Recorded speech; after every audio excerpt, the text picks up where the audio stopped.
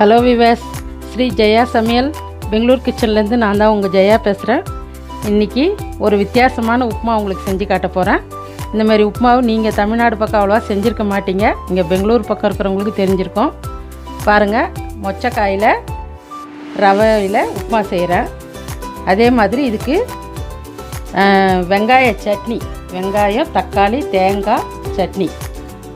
இதுக்கு பாருங்கள், ஒரு ஸ்பூன் தான் பொட்டுக்கடலை எடுத்துருக்கிறேன். ஒரு அரை மூடிக்கு கொஞ்சம் கம்மி தேங்காய் எடுத்துருக்கிறேன். ஒரு வெங்காயம், பெரிய வெங்காயம், தக்காளி ஒன்று பழுத்தது, ஒரு 3 காஞ்ச மிளகாய். இது சட்னிக்கு. இப்போ உப்பீட்டுக்கு தேவையானது காமிக்கிறேன். 1 கப் ரவை எடுத்துருக்கிறேன், உப்புமா ரவை. அது தாளிக்கிறதுக்கு உளுத்தம்பருப்பு, கடலப்பருப்பு ஒரு ஸ்பூனு, ஜீரகம் 1/2 ஸ்பூன், கடுகு 1/2 ஸ்பூன். சின்ன வெங்காயம் ஒரு 15 வெங்காயத்தை 2 கட் பண்ணி வச்சுருக்கிறேன். ஒரு பழுத்த தக்காளி எடுத்து வச்சுருக்கிறேன். கருவேப்பிலை, ஒரு 6 பல் பூண்டு நசுக்கி வச்சுருக்கிறேன். ஏன்னா மொச்சக்காய் வாயுன்னுவாங்க, அதுக்காக அப்படி பண்ணியிருக்கேன். மொச்சக்காய் 1 கப் எடுத்துருக்கிறேன். இது உப்பு, காஞ்ச மிளகா தாளிக்கிறதுக்கு. வாங்க செய்யலாம். பாருங்கள், ஒரு பக்கம் சின்ன பக்கம் ஸ்டவ்வில் வானல் வச்சுட்டு 1 ஸ்பூன் எண்ணெய் போட்டுக்கிறேன். ஏன்னா அப்போ தான் உப்புமா உதிராக வரும். அதில் ரவையை போட்டுக்கிறேன்.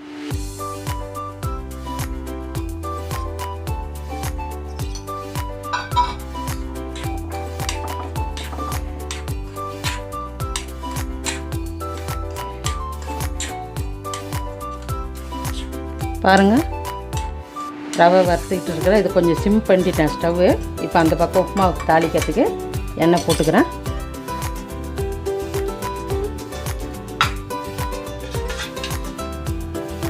மூணு கரண்டி போடுறேன். 2 3. ஃபஸ்ட்டு கடுகு, ஜீரகம், கடலப்பருப்பு, உளுத்தம்பருப்பு. ஏன்னா ஸ்டீல் வானல் இல்லைங்களா, கொஞ்சம் சீக்கிரமாக இது பண்ணிவிடும். அலுமினியம் வானல் தான் யூஸ் பண்ணக்கூடாதுன்றாங்களே,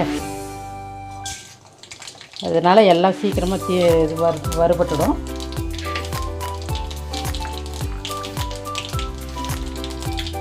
நான் இந்த வானல் யூஸ் பண்ணுறதுனால காஞ்ச மிளகாயை வெங்காயத்தை போட்ட பிறகு தான் போடுவேன். ஏன்னா காஞ்ச மிளகாய் தீஞ்சு போயிடும், ஒரு மாதிரி வாசனை வந்துடும், தீஞ்ச வாசனை.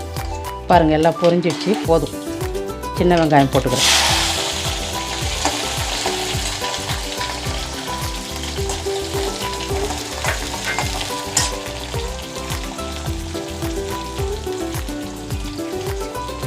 இப்போ இந்த ரவைக்கு தேவையான ஒரு 3 காஞ்ச மிளகாய்.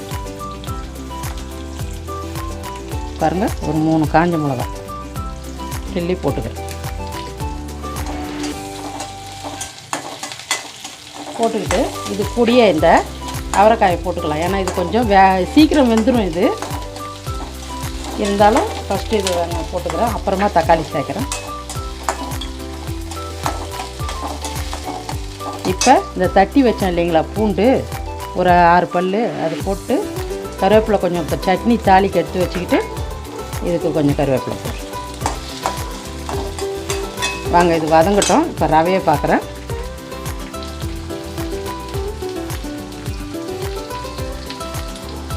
பாருங்கள், ரவை நல்லா சூடாகிட்டுக்குது. ரவையை எடுத்து கொட்டிக்கிட்டு அதே வானலில் சட்னிக்கு வதக்கிக்கிறேன். அதுக்கு 1 ஸ்பூன் எண்ணெய் போட்டால் போதும், லேசாக வதங்கினா போதும். தக்காளி வெங்காயம் பாருங்கள், 3 காஞ்ச மிளகா. அதை அப்படி சைடில் வச்சுட்டு 2த்தையும் ஒன்றாவே போட்டுக்குங்க, வெங்காயம் தக்காளி 2.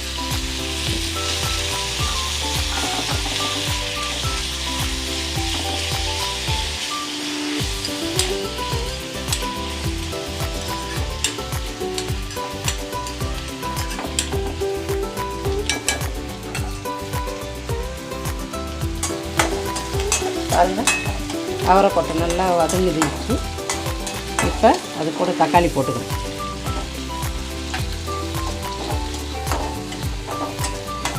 இந்த மாதிரி உப்புமா நீங்கள் சாப்பிட்ருக்க மாட்டீங்க, ஒரு தடவை செஞ்சு சாப்பிட்டு பாருங்கள். இப்போ நம்ம ஊர் பக்கம் கூட கிடைக்குது நிறைய அந்த அவரைக்கொட்டை.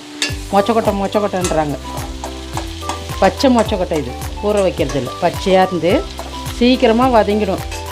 உப்புமாவுக்காகட்டும், இன்னும் ஒரு ஐட்டம் இதில் 2-3 டிஷ் இருக்குது, அது அப்புறமா செஞ்சு காமிக்கிறேன். பாருங்கள் எவ்வளோ வாசனை வருது உப்புமாவுது. அந்த அவரைக்காய் இது அவ்வளோ வாசனை. இங்கே அவரை கொட்டைன்னுவோம், நம்ம பக்கம் மொச்சை கொட்டைன்றோம். நல்லா வதங்கணும், தக்காளி நல்லா வதங்கணும். பாருங்கள், இப்போ இந்த உப்புமாவுக்கு தேவையான உப்பு போட்டுடுறேன். இன்னும் சீக்கிரம் தக்காளி வதங்கிடும்.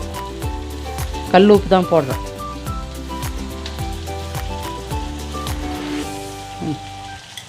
போதும். பத்தலைனா கூட அப்புறம் போட்டுக்கலாம், கொஞ்சம் டேஸ்ட் பார்த்துட்டு. இப்போ சட்னிக்கு உப்பு, சட்னிக்கு வதக்கிட்டேன் பாருங்கள். இதுக்கு உப்பு வைக்கிறேன். இப்போ இதுக்கு சட்னியை தாளிச்சிக்கிட்டேன்னா இது ஆறின உடனே சட்னி பண்ணிக்கணும். இது காஞ்சிடுச்சு எண்ணெய்.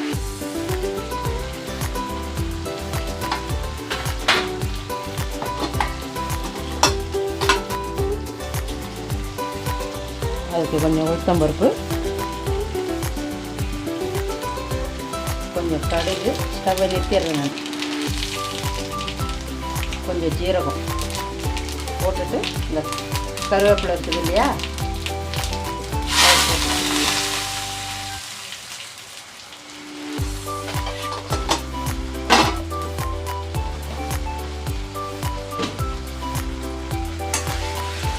பாருங்கள் நல்லா வதங்கிடுச்சு. சின்ன வெங்காயம் தக்காளி எல்லாம் நல்லா வதங்கிடுச்சு. இது நான் சுடு தண்ணி வச்சுருக்கிறேன் சூடாக, அது ஊற்றிக்கிறேன். சீக்கிரமாக ஆகணும் வேலை, அதுக்காக ஒரு சொம்பு ஊற்றிருக்கிறேன்.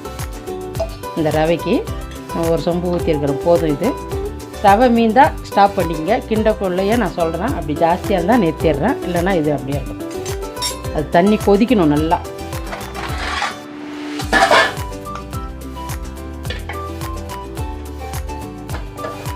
பாருங்கள் தண்ணி நல்லா கொச்சிச்சு. இப்போ ரவையை போட்டுக்கிறேன். கொஞ்சம் தீ ஜாஸ்தி பண்ணி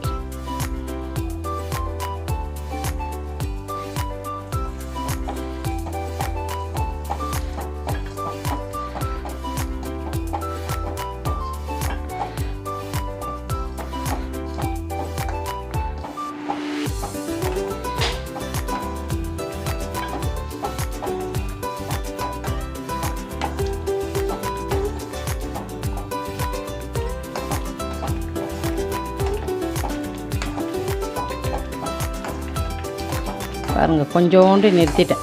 இதுவே போதும், ஏன்னா இது தளர வேவறதுக்கு சரியாக இருக்கும்.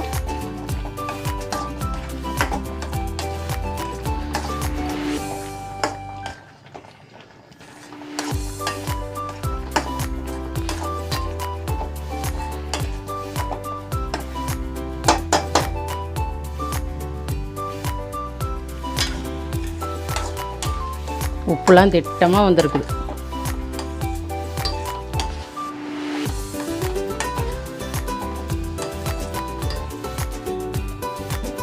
பாருங்கள், மொச்சக்கொட்டை உப்புமா தக்காளி வெங்காய சட்னி. இன்றைக்கி ராத்திரி எங்களோட டின்னர் ரெடி. லைக் பண்ணுங்கள், ஷேர் பண்ணுங்கள், சப்ஸ்கிரைப் பண்ணுங்கள்.